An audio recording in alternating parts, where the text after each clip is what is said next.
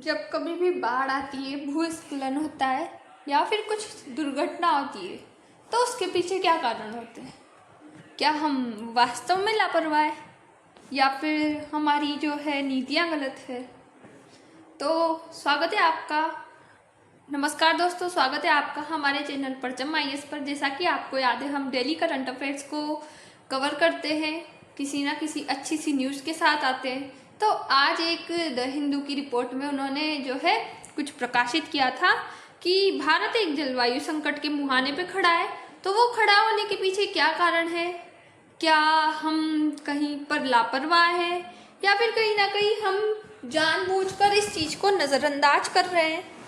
क्या ये शुरू से चली आई है? तो इन सब के बारे में आज हम जानते हैं कि कौन सी खबरों को देखकर जो प्रेस वाले हैं उन्होंने ये प्रकाशित की है। तो भारत की जलवायु चुनौती, जैसा कि आप देख रहे हैं कि ये द हिंदू का बैनर है, ये वहाँ से हमने कटिंग करके न्यूज़ लगा रखी है।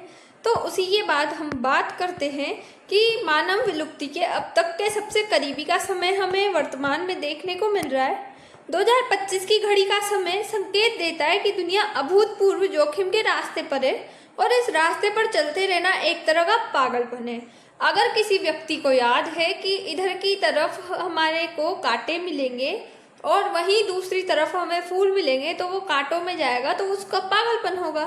तो उसी तरह ये चीज़ हमें हमारे इंडिया के कॉन्टेक्स्ट में देखने को मिल रही है, जो कि दुनिया में भारत को देखा जाए तो वो खतरे की ओर एक संकटग्रस्त देश हो चुका है। भारतीय दृष्टिकोण की बात करें तो वर्तमान में भारत एक जलवायु संकट के मुहाने पर खड़ा है। भारत का इतिहास जलवायु संबंधी उथल पुथल से भरा है, क्योंकि अभी हम बात करें कि वर्तमान में, तो इसके पहले भी भारतीय इतिहास में बहुत सारी उथल पुथल हुई है, वो भी जलवायु से लेके। ऐसा क्यों हो रहा है? क्या हम जलवायु को अपनी मुट्ठी में करना चाह रहे हैं? क्या हम प्रकृति को अपनी मुट्ठी में कर रहे हैं? तो जी हाँ, आप ये बिल्कुल सही समझ रहे हैं, क्योंकि पहले आदिम मानव था, वो प्रकृति के मानव का प्रकृतिकरण था। जो प्रकृति आदेश देती थी उसके अकॉर्डिंग मानव काम करता था। परंतु वर्तमान में हमें ऐसी सिचुएशंस देखने को मिलती है कि कहीं ना कहीं तो एसिड रेन खुद वर्षा कराते, कई बहुत सारी जगह एसिड रेन देखने को मिलती है। ये सब होते हैं। दिल्ली में हमने कुछ टाइम पहले देखा था, समथिंग 1 ईयर हो गया होगा या फिर 2 ईयर हो गए होंगे, मुझे कंफर्म डेटा पता नहीं, पर हमने देखा था कि वहाँ पे आर्टिफिशियल रेन हुई। तो ये सब क्या है? जब हम देखते हैं कि माइनिंग होती है, जो खनन किया जाता है, तो पर्वतों को तोड़ा जाता है, कहीं कहीं रास्ता बनाया जाता है, जो टनल बनाई जाती है, तो उसके लिए क्या किया जाता है? जो JCB वगैरह होती है उनसे पहाड़ों को खोदा जाता है। क्या ये सही है? तो ये एक सभ्य मानव की नज़र में देखेगी तो ये प्रकृति के साथ छेड़छाड़ है और ये बिल्कुल भी सही नहीं है। तो इस चीज़ को हमें समझना चाहिए, क्योंकि प्रकृति बोलती नहीं, वो बिना बोले भी बहुत कुछ बोलती है। तो उसी तरह हमें इसे समझना चाहिए कि जब प्रकृति की देन इतनी खूबसूरत है कि वो हमें सब चीज़ें टाइम पे अवेलेबल कराती है, सब कुछ देती है, उसके बाद भी हम इसको इतनी बुरी तरीके से नष्ट करने की कगार पे आ जाते हैं कि ये फिर बदले में अपनी क्रूरता से, अपनी नफरत से, या इसे हम अपनी बचाव की तरफ देख सकते हैं। अगर हम प्रकृति की तरफ देखें तो ये अपने बचाव के लिए ऐसी सुनामी, भूस्खलन और बहुत सारी जो आपदाएं जैसी चीज़ें, वो हमारे को इससे रूबरू करवाती है। क्योंकि प्रकृति के पास कब तक झेलेगी वो किसी चीज़ को? कि कोई अगर पर्टिकुलर पर्सन भी होगा, वो एक चीज़ को या एक गुस्से को एक बार सुनेगा, एक बात को एक बार सुनेगा, 2 बार सुनेगा, दूसरी बार जब वो पलटवार करेगा तो बहुत खतरनाक करेगा। तो उसी तरह हमारी पृथ्वी है, इसे हमें समझना चाहिए। संयुक्त राष्ट्र आपदा जोखिम न्यूनीकरण कार्यालय, इसकी रिपोर्ट के ही माने तो 1998 से 2017 तक पिछले 20 ईयर्स में जलवायु संबंधित आपदाओं के कारण भारत को $79.5 अरब का भारी आर्थिक नुकसान हुआ है। उसी के साथ बता दें कि वैज्ञानिकों ने भी विभिन्न रिसर्च किए हैं। उसके बाद पता चलता है कि जो भारतीय मानसून है वो कभी पूर्वानुमानित होता था, कि पहले से अनुमान लगाया जाता था कि इस पर्टिकुलर टाइम में जो है ये सब बारिश होगी, गर्मी आएगी, पर वर्तमान में हम देख रहे हैं कि ग्लोबल वार्मिंग बढ़ रही है और ये एक मानसून अस्थिर का कारण बन रही है। कभी इस बार हम वर्तमान में देखें तो मानसून बहुत जल्दी आ गया, उसी के साथ कभी भीषण गर्मी पड़ती है तो कभी बहुत ज़्यादा सर्दी पड़ती है। तो ये सब क्या है? पर्यावरण जो है, हमारा प्रकृति है, वो हमें, क्योंकि वो खुद बोल नहीं सकती, तो ये संकेत देती है कि आप इसका इतना दोहन मत करो, इतना बुरा व्यवहार मत करो प्रकृति के साथ कि प्रकृति आपकी दुश्मन बन जाए। इसके बढ़ते तापमान, ग्लोबल वार्मिंग के बढ़ते तापमान के कारण वाष्पीकरण बढ़ता है। जब तापमान बढ़ेगा तो वाष्पीकरण अधिक मात्रा में होगा। जब हम किसी भी चाय बनाने के लिए, किसी चीज़ को, नूडल्स को उबालने के लिए या फिर चावल बनाने के लिए जब पानी को उबाल दे तो वो क्या करता है? वाष्पीकरण करता है, उसमें से जो है एब्जॉर्प्शन निकलती है। तो वैसे ही टेम्परेचर बढ़ने की वजह से जो वाष्पीकरण है वो बढ़ रहा है, जिसके परिणाम स्वरूप भारी और अनियमित वर्षा होती है। कहीं कहीं पे बहुत भारी वर्षा होगी, जिसे हम बोलते हैं कि बादल फट रहा है। तो वो बादल फटने का वास्तविक मतलब ये होता है कि बादल जो है बहुत ज़्यादा बारिश कर रहा है, उसी के साथ अनियमित बारिश होगी। ऐसा भी हो रहा है अभी वर्तमान में। अगर बात करें जिस एरिया में मैं रहती हूँ तो उस एरिया में ऐसा होता है कि कभी कभी बारिश बहुत तेज आ गई और उसकी के साथ धूप निकल रही है, या फिर अभी धूप निकल रही थी, अभी बारिश होने लग गई। जबकि ऐसे एरियो में जो बिल्कुल शुष्क है उनमें ऐसा होना बहुत रेयर बात है, पर ये हो रहा है। तो उसके अकॉर्डिंग हम देखें तो हमारी नेचर खतरे में है। हमें पर्यावरण को लेके उसे संरक्षित करना चाहिए, उसे एक मतलब प्यार से रखना चाहिए ताकि वो अपनी कदर कर सके। अपन उसकी कदर नहीं करेंगे तो वो अपनी कदर नहीं करेगा।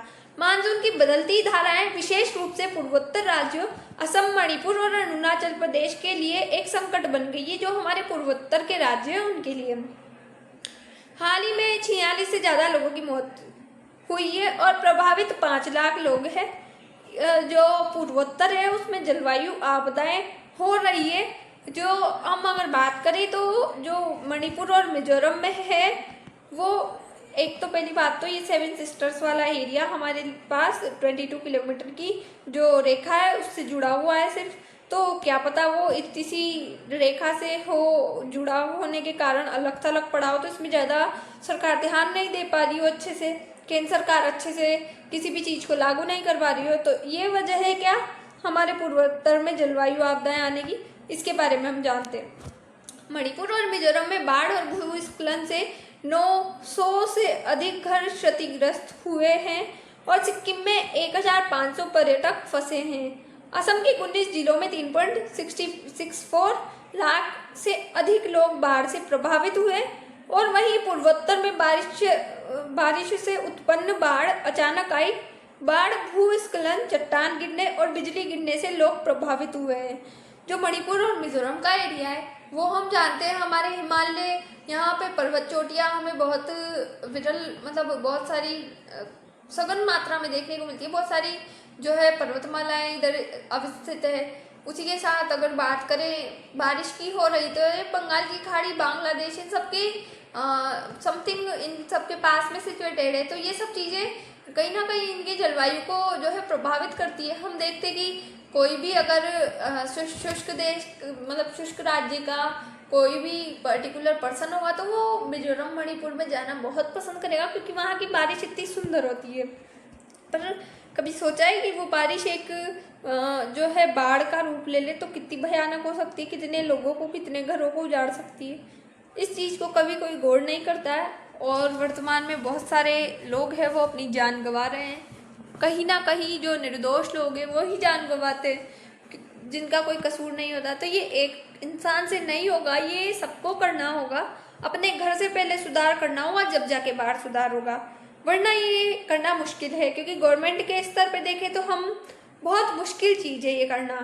हमें पहले खुद को सुधरना होगा, फिर दूसरों को सुधारना होगा। अगर एक घर सुधरेगा तो क्या पता वो घर 100 इंसानों को ये बात कहे तो उसमें से 5 इंसान सुधरेंगे, तो 5 इंसानों के घर सुधरेंगे, तो वो इंसान ही कितने सारे जाते हैं। तो ये चीज़ रिलेटिव्स, घर से, अपने रिलेटिव्स से, इनसे शुरू करना चाहिए। तो बात करें कि इनके प्रमुख प्रभावित क्षेत्र तो सूत्रों की माने तो मणिपुर में बाढ़ से 3,800 से ज़्यादा लोग प्रभावित हुए हैं और कम से कम 883 घर क्षतिग्रस्त हुए हैं। इम्फाल पूर्वी जिले में सबसे ज़्यादा नुकसान हुआ, जहां कुछ प्रमुख नदियों के तटबंध टूट गए हैं। घातक भूस्खलन की बात करें तो मिजोरम इस क्षेत्र में सबसे बुरी तरह से प्रभावित राज्यों में से एक बना हुआ है, जहां अधिकारियों ने 211 स्थानों पर भूस्खलन दर्ज किए गए हैं। जो मणिपुर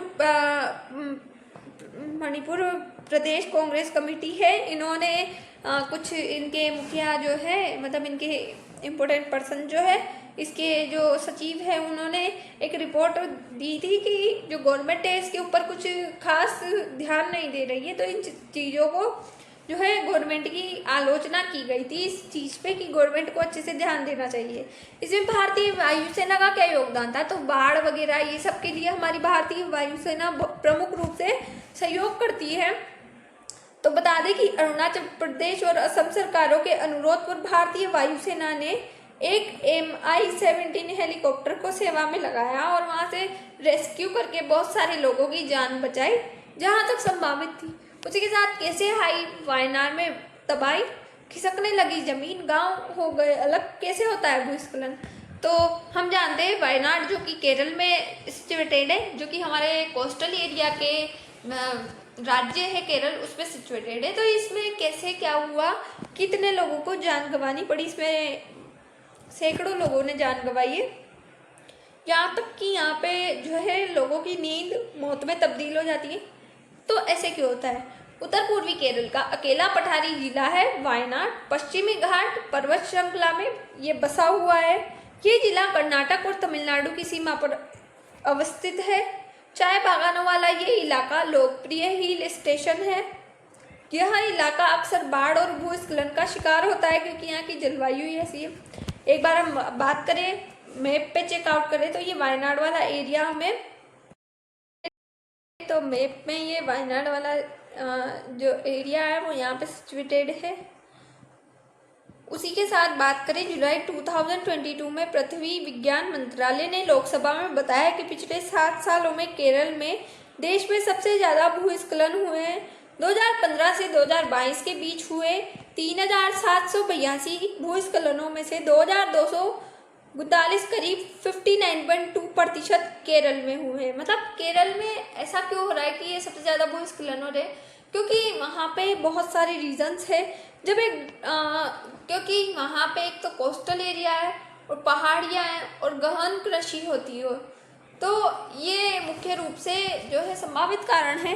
तो उसके बारे में हम जानते हैं, जब एक ढलान से पहाड़ का हिस्सा या मिट्टी खिसकने लगती है तो उसे भूस्खलन कहते हैं।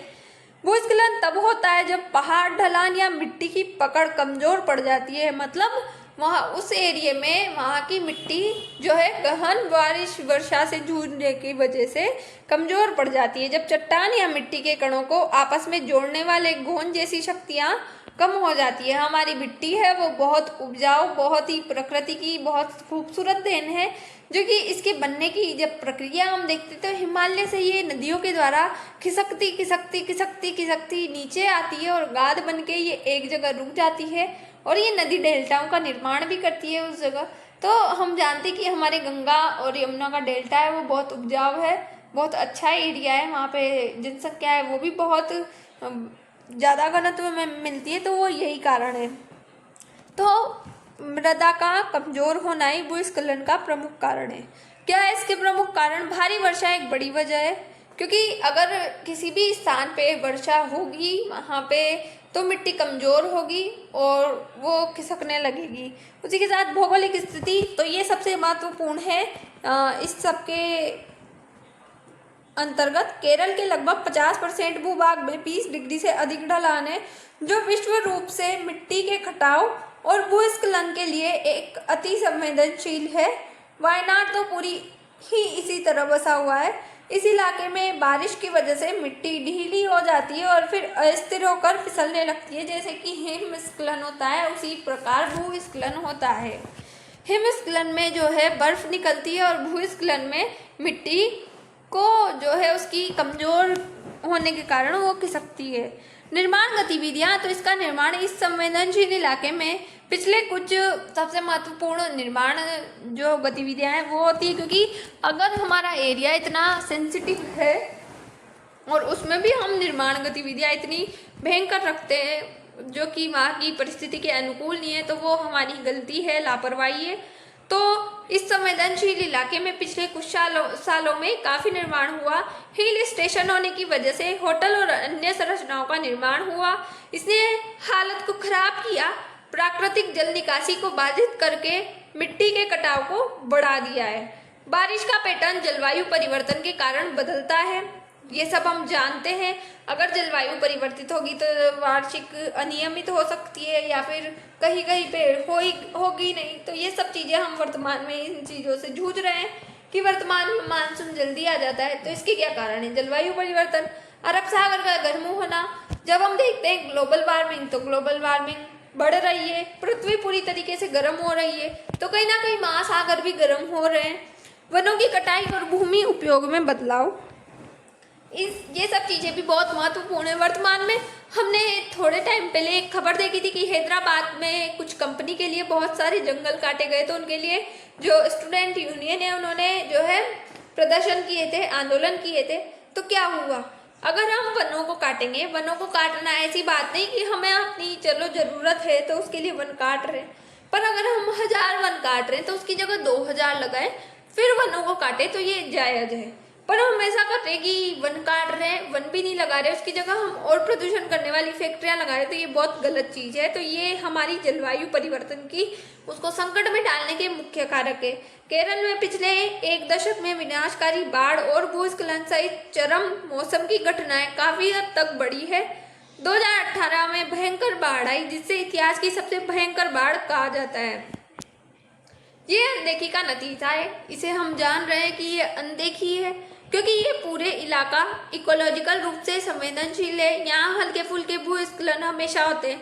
जब इन लोगों को पता है कि ये सेंसिटिव जोन है, इसमें हल्के फुल्के भूस्खलन हो रहे हैं, तो यहाँ पे जो है लोग इसको और ज़्यादा पोल्यूट करने की, इसे बहुत ज़्यादा दूषित करने की कोशिश क्यों कर रहे हैं? पूरा का पूरा पश्चिम केरल सीधी ढलान वाला पहाड़ी इलाका है जहाँ भूस्खलन की प्रबल संभावना रहती है। केरल समेत परे पश्चिमी घाट के संरक्षण के लिए एक रणनीति बनाने के लिए 2010 में भारत सरकार के पर्यावरण मंत्रालय ने एक विशेषज्ञ समिति का गठन किया। जाने माने इकोलॉजिस्ट जो कि माधव गडगिल है, उनके नेतृत्व में एक समिति बनाई गई और उन्होंने पश्चिमी घाट के 3 इकोलॉजिकल सेंसिटिव एरिया घोषित किया गया। ESS में इन्होंने जो है 3 एरियो को बांटा गया था। रिपोर्ट की माने तो उसमें कहा गया कि इस क्षेत्र में किसी भी तरह की विकास परियोजना की इजाज़त नहीं दी जानी चाहिए और ना ही खनन ऊर्जा संयंत्र और ना ही बांध बनाने चाहिए। जब जो है गवर्नमेंट की रिपोर्ट्स के अनुसार ये किया जा रहा है और मानव जो कि अपने स्वार्थ के चंद स्वार्थ के लिए ये सब कर रहा है, खनन कर रहा है, ऊर्जा संयंत्र लगा रहा है, बांध बना रहा है, तो प्रकृति की इसमें क्या गलती? कहीं ना कहीं अपनी लापरवाही है। तो इस चीज़ को हम भुगत भी रहे। उद्योगों से नए जुड़े लोगों और राज्य सरकारों ने इसका विरोध किया। बाद में केंद्र सरकार ने इस रिपोर्ट को खारिज कर दिया। उसी के साथ बात करें कि फिर वैज्ञानिक कस्तूरी रंगन की अगुवाई में एक समिति बनाई गई। अप्रैल 2013 में बनी समिति की रिपोर्ट में पश्चिमी घाट के केवल 37% इलाके को ESA घोषित करने की जरूरत है। सिर्फ वही खनन जैसी गतिविधियों पर रोक लगाई जाएगी। मतलब ये कहीं ना कहीं बोलते हैं कि जो सेंसिटिव एरिया है उसमें रोक लगा दी जाए, बाकी जो थोड़ा सही एरिया है उसमें किया जाना चाहिए, माइनिंग बंद नहीं की जानी चाहिए। आगे के खतरे की बात करें तो भारत का 7500 किलोमीटर से अधिक लंबा समुद्र तट आर्थिक गतिविधियों, सांस्कृतिक जीवंतता और जैव विविधता का एक केंद्र है।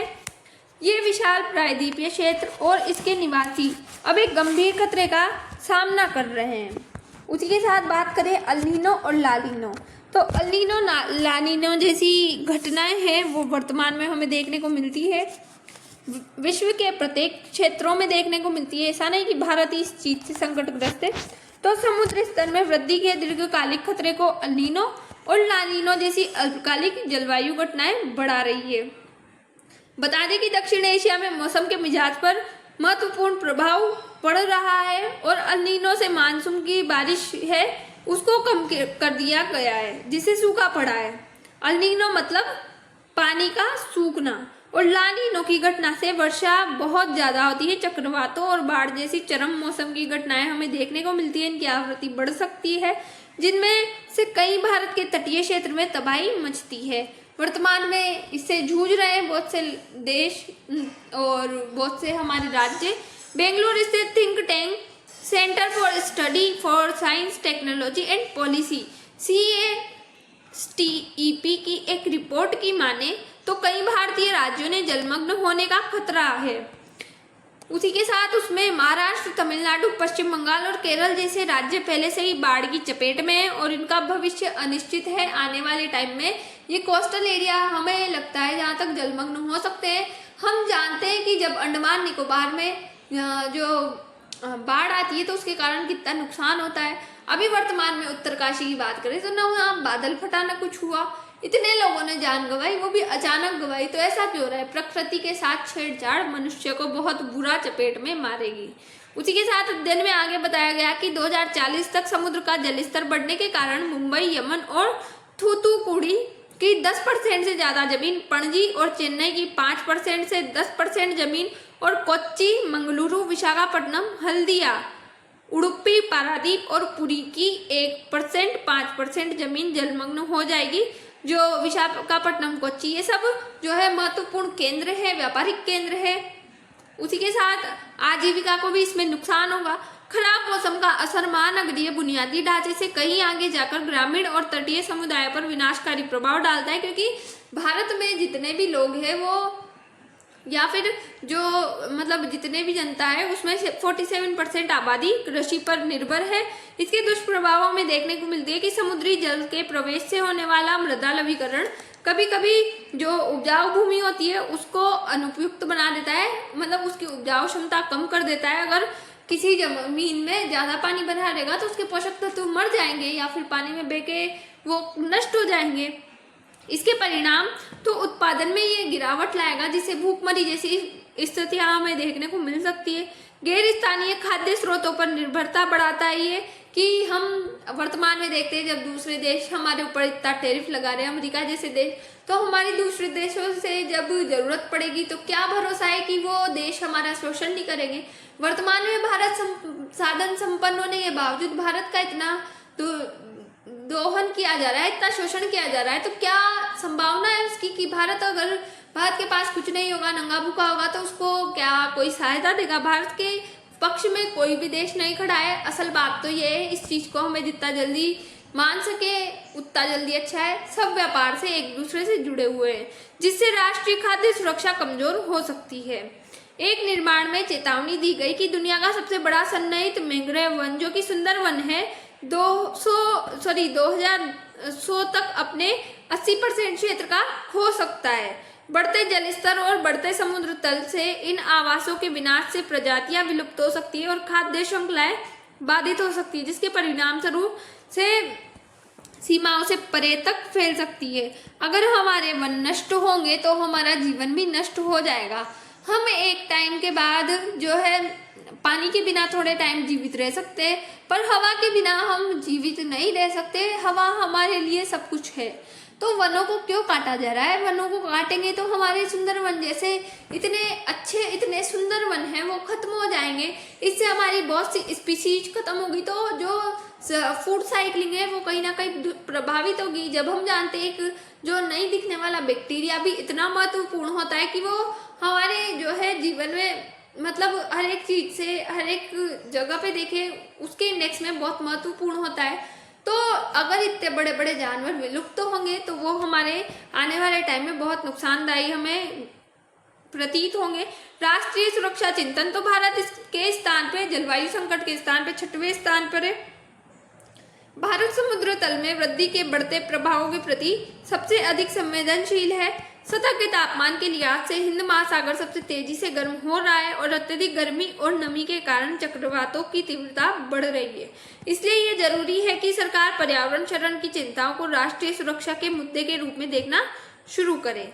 उसी के साथ भारत सरकार के जलवायु को लेकर कदम, तो भारत सरकार पेरिस समझौते में भागीदारी निभा रहा है। 2070 तक शुद्ध शून्य उत्सर्जन लक्ष्य के लिए जो प्रतिबद्धता दिखाता है, लेकिन उसका आंतरिक बजट कुछ और ही कहानी कहता है। हम बात करें कि भारत विश्व स्तर पर ये कर रहा है, वो कर रहा है, पर उसके आंतरिक बजट में कहीं ना कहीं हमें जो है मिस्टेक्स देखने को मिलती है, क्योंकि जब कहीं भी पूर्ण बहुमत की सरकार होती है तो वो अपनी मनमानी करती है। केंद्रीय बजट 2025-26 के अनुसार रक्षा मंत्रालय को 6,81,210 करोड़ या कुल केंद्रीय बजट का 13.45% आवंटित किया गया, जो सभी मंत्रालयों में सबसे अधिक है। जबकि पर्यावरण, वन और जलवायु परिवर्तन मंत्रालय को 3,0412.82 करोड़ मिले, जो कि मात्र 0.067 है। तो ये कहीं ना कहीं बहुत जो है कंसर्न का मुद्दा है कि इतना कम क्यों मिल रहा है। उसी के साथ अमेरिका में पेंटागन इसे खतरा बनाने वाला मानता है। पेंटागन जो कि बहुत सारी चीज़ें हैं अमेरिका में भी, वहाँ भी ये सब हो रहा है, पर विकसित देश होते हैं तो वो खुद तो पोल्यूशन किए जाते हैं और दूसरे देशों पे दबाव बनाते हैं कि आप इस चीज़ को बंद कर दीजिए। तो ये भी कहीं ना कहीं गलत है कि आप यूज़ कर रहे हैं, दूसरे देश यूज़ नहीं कर रहे। तो यहाँ गैर बराबरी जैसी चीज़ें देखने को मिलती है, भेदभाव जैसी चीज़ें देखने को मिलती है, तो इसलिए भारत इन चीज़ों को अपनाता कम है। ब्रिटेन ने भी जलवायु परिवर्तन के प्रति लचीलेपन को अपनी विदेश नीति में शामिल कर लिया है। तो भारत इन चीज़ों पे अगर ध्यान दे तो भारत की अर्थव्यवस्था और उसके रोजगार, उसके युवाओं की जान वो बचा सकता है। वर्तमान में बहुत सारी जनसंख्या की हमें हानि देखने को मिलती है, कभी कुछ हमला होता है, कभी एरोप्लेन क्रैश होते हैं, कभी क्या होता है, कभी बाढ़ आती है, कभी भूस्खलन होता है, कभी हिमस्खलन होता है, कभी बादल पड़ता है। तो ये सब जो चीज़ें हमें देखने को मिलती है ये हमारी जनता के लिए बहुत खराब साबित हो रही है और कहीं ना कहीं इसमें सरकार की कमियां देखने को मिल रही है। इसके निष्कर्ष की बात करें तो पूर्वोत्तर में बाढ़, वायनाएं, भूस्खलन और समुद्र के स्तर में धीमी लेकिन स्थिर वृद्धि जैसी घटनाएं सभी जलवायु परिवर्तन के खतरे का संकेत है। सभी पारिस्थितिकी स्थिरता और लचीलेपन के मूल्यों की ओर बदलाव का आह्वान करती है। हमें पर्यावरणीय जोखिमों को राष्ट्रीय और मानवीय सुरक्षा के लिए केंद्रीय मानना होगा और सतत विकास पर जोर देना होगा, ताकि हमारी आने वाली जनता के लिए भी ये सब कुछ अवेलेबल हो और उन्हें एक अच्छा स्वस्थ जीवन मिले और अच्छा स्वस्थ जो है नेचर मिले। तो इसी के साथ उम्मीद है आपको हमारा जो एक्सप्लेनेशन है वो समझ आया होगा। इसी के साथ मिलते हैं नेक्स्ट वीडियो में, जब तक के लिए थैंक यू सो मच।